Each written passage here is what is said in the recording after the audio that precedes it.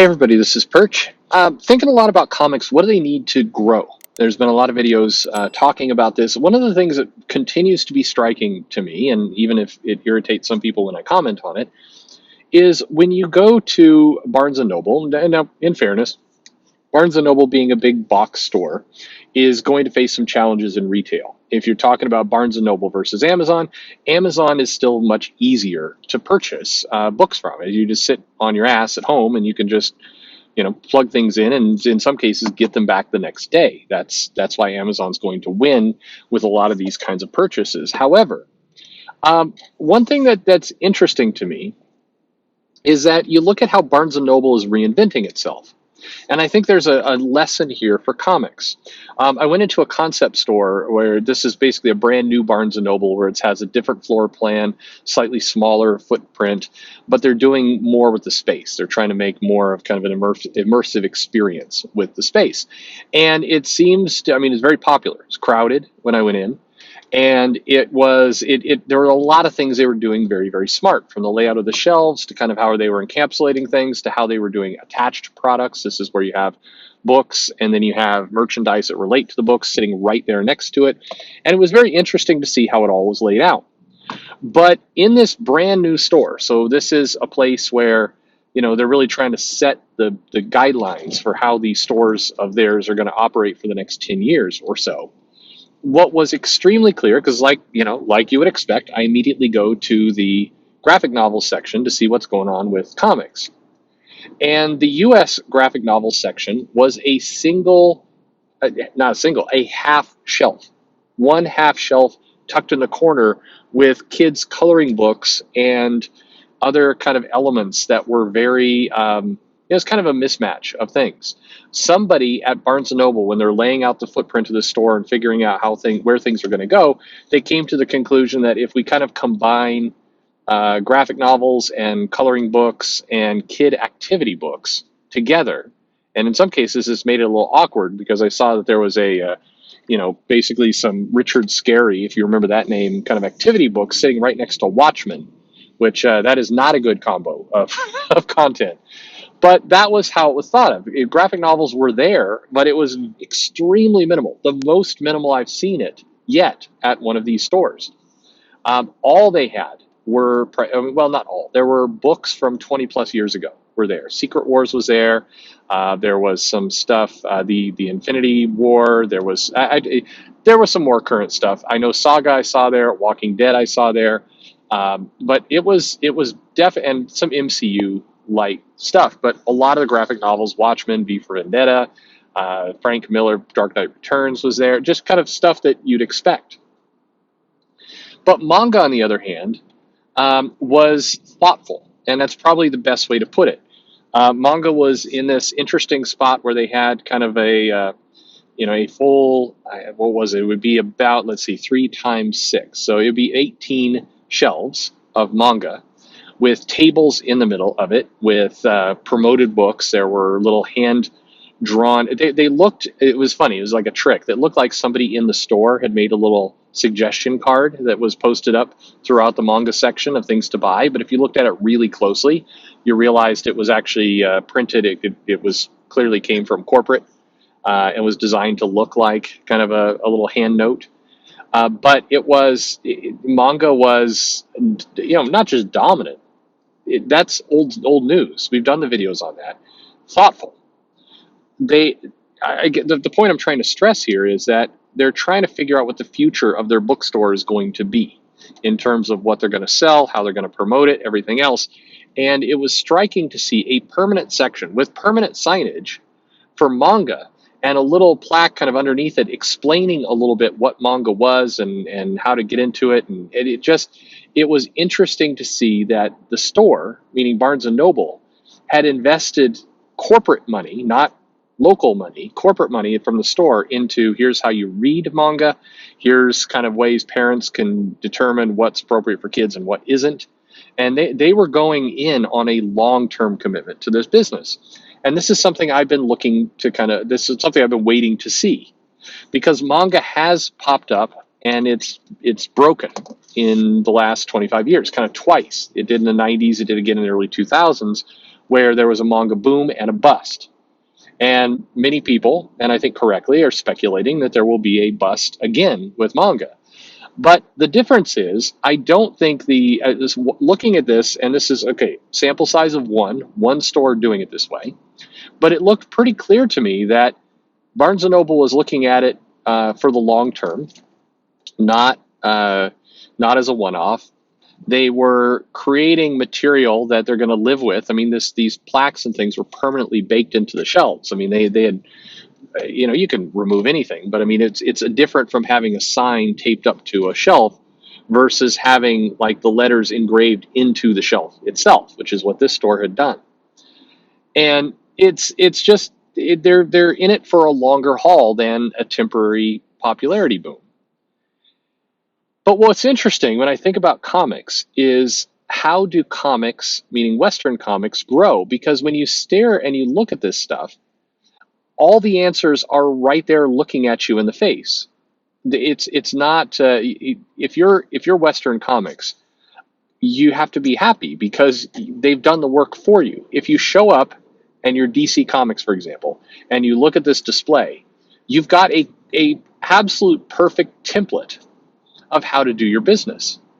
You see the kind of format, the printing format that is absolutely popular. Manga still has a couple different sizes, but a lot of it is standardized. And it's standardized in a highly optimized way where you have a thick cover, you have cheaper paper, you have the books like pretty universally priced under $10 for 200 plus pages of content. You have it numbered and organized in such a way that makes it drop dead stupid to be able to get to it. I'm thinking back about those comments of people who said, well, anyone can go to Google and figure out, where to start with a comic. And you're right. And I did. I mean, I didn't start at a number one issue like a dope. I started like issue number 68 and then figured it out. And some people will. But if you want a mass market play, you have to make it as easy as possible for as many people as possible. And that's if you go and you look at manga and you look at what's done, they clearly have done that. The stuff is spoon fed to you from in terms of simplicity. It could not be easier. And again, be absolutely the easiest thing in the world for things to replicate. Like if you're DC right now, take Sean Murphy's White Knight series. Take that first volume, get it out of a hardcover, and put it in tankobon format. Cheap paper, probably 2 volumes you need to do for his whole series. Wrap in the one shot that was in the middle, the Mr. Freeze one, and put it out, and then do your volume 2. And you've got 4 volumes that sit up there on the shelf, tankobon format, $9.99 a piece, $40 for all of it. And same size, same format, everything else. Stop thinking, and literally on the spine, label them number 1, 2, 3, and 4. That's what you do. Just do that. Then move over. What next? All right, you can take Scott Snyder's Last Night on Earth, throw it in the same way. 3 Jokers, throw it in the same way. Now you might be saying to yourself, well, wait a minute, but collectors like this hardcover, nice premier edition. You can still do that. But I'll tell you right now, those aren't selling particularly well. The manga stuff's flying off the shelf because it's cheap.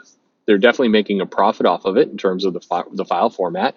It fits. You can put it on the shelf. It's easy for the store to digest and market it because you just got this block of books there. Just do that. Literally just do that. And then on top of that, and I mentioned this earlier, crazy how simple this is, but this idea that whether it was a store by themselves or was it a cooperation with manga, it was striking to see hey, if you are a parent, these books over here, the ones that are marked this way, are going to be fine for your kids. The ones over here might contain more adult themes and some nudity. The ones over here might contain some hardcore violence. It was, again, very, very simple. And if you're trying to attract a new audience, and we know Western comics are, that kind of helpful information to parents is again, it's going to just make it so much easier. Now, granted, before anybody runs in, yes, absolutely, a parent should just pick up the book, flip through it themselves, and know what the kids are reading. 100%. As a parent myself, I would do that. But that's not all parents. And your goal, again, is to move volume out the door. Your goal is not to prove an ideological point about how things should or shouldn't be. Your goal is to move units. Therefore, make it simple on people. How do you make it simple on people? You literally, again, spoon feed them what to do. There was this interesting bit where there was like this step-by-step progression, and it was showing how you go from, I think, Sailor Moon to Naruto to Demon Slayer. I don't remember. There was like 5 books to Berserk. It was kind of at the end. I remember that. And it was like, here's where kids can start. And as they get older, they move up to this. And as they get older, there's like a little silhouette of like a young kid growing into like a young adult. And as the kid was growing, there was a book underneath each one that would appeal to that age group. Again, I don't know who did this for Barnes & Noble, but I'm looking at it like, God, that's genius, literally. Because what it tells parents, what it tells, tells the market is, here's what you do. You're making it drop dead stupid for people to buy your products. That's going to help. The striking thing with all this is, again, you don't have to be clever at this point. If you're Marvel, DC, Image, Dark Horse, Boom, you actually do not need to be smart. You just need to know how to copy. We've hit that stage in the industry where you stop thinking, go to some of these stores, walk into some of them, see what's selling and working really, really well, and mimic it. And this is the hardest thing for a lot of people to do. I know it's hard. It's hard for me too. But stop assuming you know the answer and start just listening to your customers. And when I say listening to your customers, I don't mean the people online. I don't mean the people doing YouTube videos either. I mean, go to a store, sit down, grab yourself some coffee, and observe. Strike up a conversation. I mean, hell, if you go into a Barnes & Noble and you work for one of the publishers and you say, I work for Marvel, I'm an editor there, can you tell me a little bit about what you see in the store? What do you? They'll talk your ear off. They'll tell you anything you want to know. They'll be thrilled to talk to you. Go do that. This is what's necessary, and just you don't need to invent anything. You don't need to overthink it. You whatever you do, take out of your brain any thought of how it's been done before, and instead go look at what's moving, because this is good news for U.S. comics. Somebody has figured it out. Seeing the bookstores and seeing, in this case, Barnes & Noble, their brand new concept store, seeing them go so hard into manga as a permanent fixture in their store tells you everything you need to know. If you want to compete with that, figure out how to co-opt it, do what they do, and push forward. Alternatively, you can keep trying to invent from scratch, but that's not working right now. You have neither the staff, the capacity, or the forward momentum to make that a reality. So stop trying to do it on your own and copy what's successful.